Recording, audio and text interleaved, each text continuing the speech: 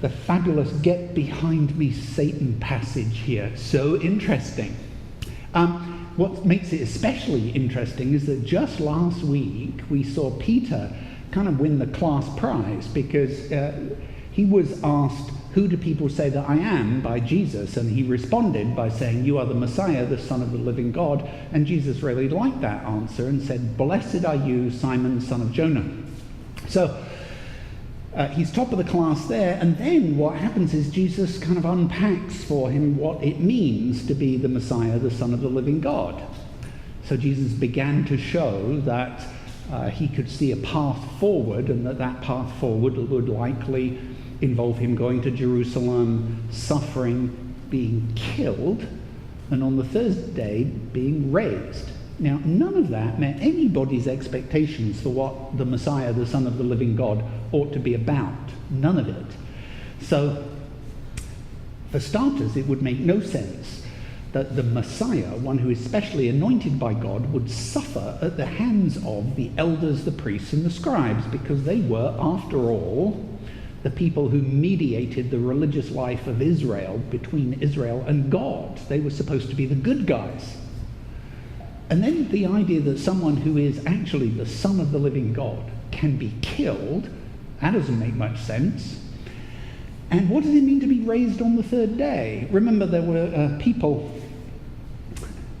at the time, not all of the people of Israel, not all Jews, but some who believed that one day, somewhere way out in the future, in the fullness of time or at the end of time, that God would sort of redeem creation and would raise up the faithful.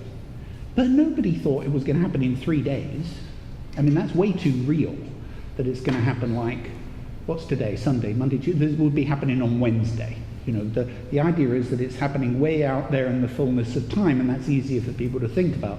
So none of this would have made any sense to Peter at all. None of it. So he speaks out. "God forbid it, Lord, this must never happen to you." Because it just sounds awful. It just sounds terrible, all this suffering and dying. And Peter and Jesus are friends. I mean, wouldn't you say that to your friend if they said, "Oh, I think there's going to be pain and suffering, and I'm going to get beaten, and I'm going to die"? You'd be concerned and speak out, and that's exactly what Peter did. And Jesus apparently didn't like it much. He said to Peter, "Get behind me, Satan. You're a stumbling block to me. You're setting your mind not on divine things, but on human things." Which is a pretty huge leap from "Blessed are you, Simon, son of Jonah," which happens just like a few minutes before in the story. So, that's kind of interesting. The most interesting part, I think, is thinking about what Peter had heard. Jesus is going to go to Jerusalem, he's going to suffer, he's going to die, he's going to be raised. And he begins his response by saying, "God forbid it." But God didn't forbid it. God didn't forbid it. And as you read the rest of the story, Jesus does go to Jerusalem, he does undergo great suffering, he is killed, and ultimately is raised. So the question really that pops out from this that poor Peter is trying to wrestle with is actually, so what does God allow and what does God forbid? And why?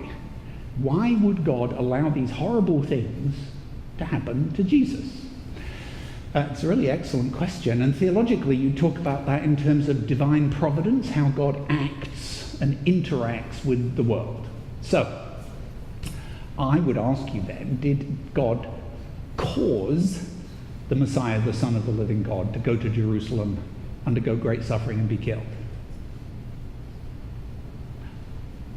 It's okay to say no, because it sort of doesn't make any sense. What that really says is that God the Father causes the death of God the Son.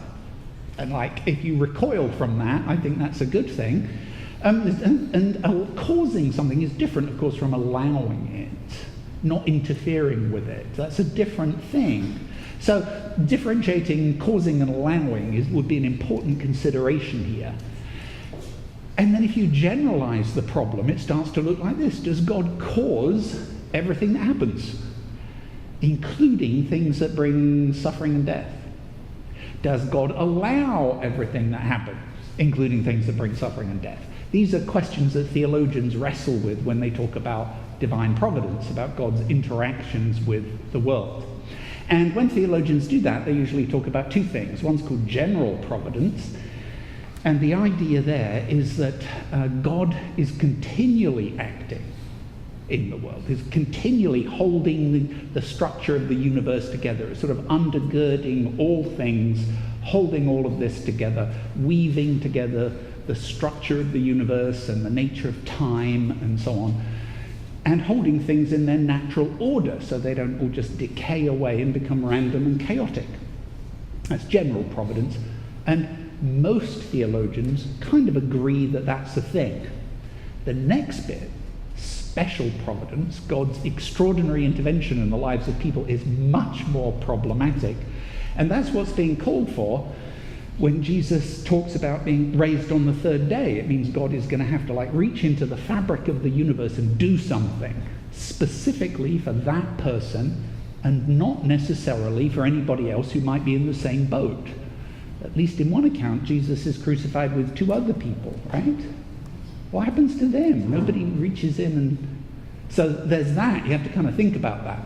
So general providence, then, the idea that God is continuously upholding the existence of all things and the natural order of the universe, is another way of saying that God is the source of being. God is not a being, it's God that makes being possible.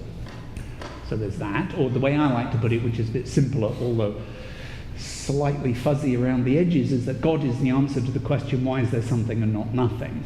All of that would be general providence. And then special providence talks about the possibility of God's specific interaction in the lives of people. But it doesn't address the question, does God change events? Or does God change the way that people interact with and respond to events? Not the same thing. And then the really huge question, the one at the bottom, why does God appear not to act in situations of great evil? All of those are questions around special providence, and they're very important questions. And we really shouldn't ignore them, because when we ignore them, what we do is we minimize people's pain and suffering, right? You've all seen people say, some dearly beloved person has passed away, and someone comes up and says something, and you just want to go up and smack them because they said something like God needs another angel, or they'll be better off where they are now, and then the list goes on and on and on, and none of those are helpful things. What the person really wants to know is, why didn't God reach in and fix my dearly beloved so-and-so who died? Why didn't God do this? So it's a big problem, and it's much bigger than we can cover entirely today, but let's look at it at least in the context of this story. So in the story of Jesus says he's going to go to Jerusalem. God does not force Jesus to go to Jerusalem. He does not physically manipulate Jesus along a pathway to Jerusalem. Jesus makes a free will choice to go to Jerusalem. When he gets there, Jesus suffers. God does not cause the suffering of Jesus. He does not force the suffering of Jesus. But what happens is the Romans and the temple leaders make a series of choices that lead to the suffering of Jesus. And then he's killed, similarly, because of a series of choices made by the Romans and the temple leaders. And then the last thing is he gets raised. Now that is God's extraordinary intervention. But you'll notice in the story, it's undertaken for Jesus, and it's promised to the rest of humankind way down the road in the fullness of time. Not on Wednesday, which is what happened not 3 days later. So, as far as I can tell, the biblical narrative is really focused around two extraordinary interventions. Creation, and then new creation. That's what begins here, is the idea of new creation. So there's kind of two creation events where where God actually gets into the fabric of the universe. And this will be the second one. So the thing with God's extraordinary intervention in the lives of ordinary people like me and you is this: God does not interfere with the free will choices that people make. God just does not do that. The idea of special intervention is reserved for the fullness of time, what the biblical narrative might call sort of general resurrection, a general thing that happens way out there in time. This idea about free will, it turns out, is really important. And then the question of God, does God change events or change the way people interact with events? Well, God is continually holding everything together. God's extraordinary interaction is promised for humankind way down the road in the fullness of time. But God is not about to interfere with the choices that you make. God works instead to change the ways or show us new possibilities for ways for interacting with events. Now you might think, oh, Julian's just making all this stuff about free will up, but I'm not. So John Wesley, the founder of Methodism, in one of his sermons, writes about this. Wesley writes, what could God have done, which he's not done, to set up his kingdom over all the earth? What could God have done that he didn't do, that he could have done? And he says, what indeed, unless he had forced you to believe. And this he could not do without destroying the nature which he'd given you, for he made you free agents, having an inward power of self-determination which is essential to your nature. So this is all about the idea that if it's real that you're made in the image of God, well, God, of course, is the ultimate free agent. And if you're made in God's image, you must have agency as well. And that agency must be free, not forced. So Wesley goes on and says he deals with you as free agents from first to last, all the way through your life. You are a free agent. You get to choose. You get to make choices. And then Wesley, who sometimes gets a little snarky in his sermons, is concerned that what happens is that people make a whole series of free will choices, something bad happens, and then they blame God. So he says, as such, you may shut or open your eyes as you please, your choice. Close your eyes, open your eyes, up to you. You have sufficient light shining all around you, yet you need not see it unless you will. It's up to you. But be assured, God is not well pleased with your shutting your eyes and then saying, I cannot see. So, no making a series of free will choices that have a bad outcome and then turning around and saying it's all God's fault. That's sort of what this is about here. This is in his Sermon 66, The Signs of the Times. So let's get back to Jesus and Peter. Jesus says to Peter, get behind me, Satan, you're a stumbling block to me. You're setting your mind on not on divine things, but on human things. So this is a comparison of human things and divine things. So the human thing is to expect God to take care of everything. God is supposed to, in the human way of thinking, be completely in control of everything, to fix all of the problems, to make life absolutely wonderful. That's the human way of thinking about it. And it's, of course, completely incorrect. The divine thing is that God does not interfere with your free will choices. Just doesn't. But works to change the way, or make possible change in the way people interact with and respond to events. So when Jesus tells his disciples, if any want to become my followers, let them deny themselves and take up their cross and follow me, a passage I've heard interpreted in all sorts of strange and unusual ways, this is about you having the option to deny yourself, to make different choices.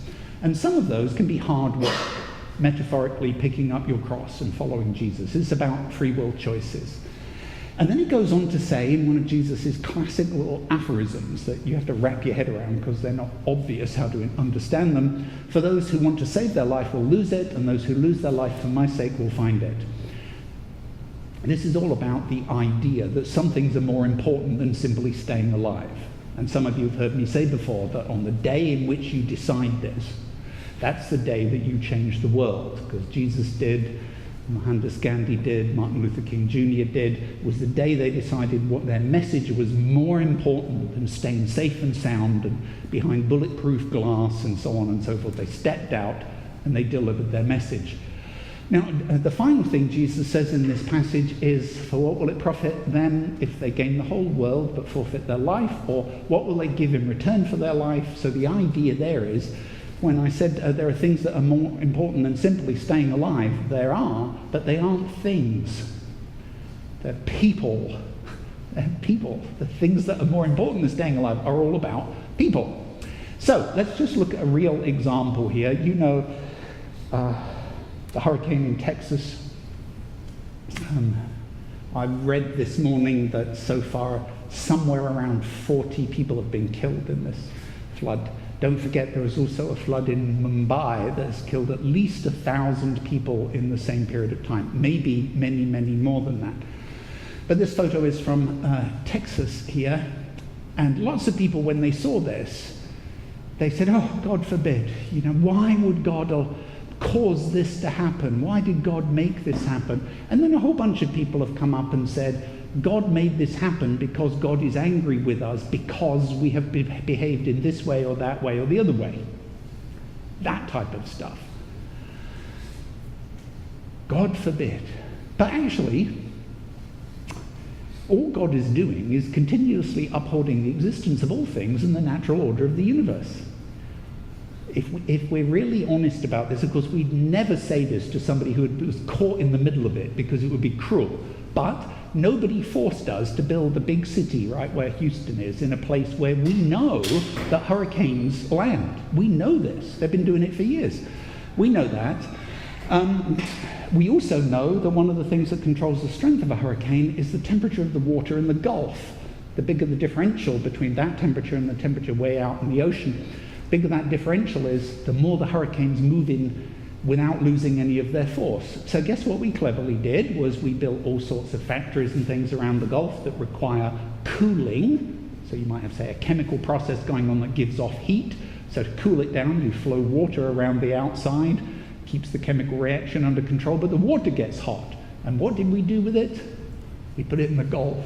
So the temperature of the Gulf has gone up, and so more and more of these things are happening stronger and stronger. We are actually seeing it coming about here. So to turn around and say, oh, God caused this to happen, caused the death of these 40 people, that's what Wesley was talking about when he said, no, if you chose to close your eyes, that's on you, that's not on God. So that's important. God is simply doing what God does, upholding everything, and the natural laws of the universe that are written into the fabric of the universe are just working. But then you see pictures like this. There's this guy, just an ordinary guy. When the rain started, he could have jumped in his four-wheel drive truck, I'm assuming everybody in Texas has one of those, and just headed for the mountains. You know, get way up above the water, just go. Maybe take his kids with him or something, disappear, leave it all behind. Could have done that. But instead, he decided that there was something that was more important than that, and decided to stay and help. And so, in some sense, kind of put his life on the line a bit to help other people. And we see him here carrying somebody out of a house who couldn't get out on her own. Because the thing that's more important than staying alive isn't a thing at all. It was that lady, that woman, and he saved her. We'll probably never know who that is, but what happens there, I think often, is that we're faced with a choice. Run for the hills and stay safe, or expose yourself to danger and try and help people. And the movement of God in the world is trying to encourage us to help people and not necessarily run for the hills, although there may be a time when that's the smart thing to do. So your invitation to be part of the good news of the kingdom of God involves denying ourselves, making difficult choices, and sometimes those involve metaphorically picking up a cross. In the case I showed you, the cross looked just like a woman who was stuck in a house, and following Jesus. And that's a really ancient choice, and it's threaded through the entire biblical narrative. Like when Joshua gathers the tribes together and talks to them and talks about making choices, talks about making free will choices, and he says to the people of Israel, choose this day whom you will serve. Choose. You're not forced to follow Yahweh. You get to choose whether you want to do it. And then he says, as for me and my household, we will serve the Lord. So that's why opportunities like this with helping a group of people are important. if you wanted to contribute to help people in hurricane relief, that could well mean having to give up something, right? None of us are particularly loaded with money, I think, in this room at this moment. So what does that look like? It might mean saying, well, I guess I won't stop at Starbucks this week and I'll put some money in an envelope and write hurricane on it and help some people. But that's a free will choice. Nobody is going to forces any of us to do things like that. Those are our choices of how we live our lives and what we can do and what we can't do, and when is it smart to run for the hills and when is it smart to stay and help. Wesley was very big on the idea that we shouldn't blame God for things that are not God's direct causative business here. And I've seen people doing it all of the time, sometimes in very, very horrible ways, associated with this flooding, with the hurricane, blaming whole groups of people. God is angry with us because of such and such a thing. You could imagine, I'm sure, what the such and such a thing is, can't you? Yeah, I thought so. So that type of thing, which I think would drive Wesley crazy, is really, really important. When it's our responsibility, then it's our responsibility to act or not act according to our own free will choices. God does not force choices upon us, does not make us act in certain ways. And the good news in all of that is it's because you're made in the image of God, the ultimate free agent. You have agency just the way God does. How you choose to exercise it, up to you. So, let's move on and we will respond to the word.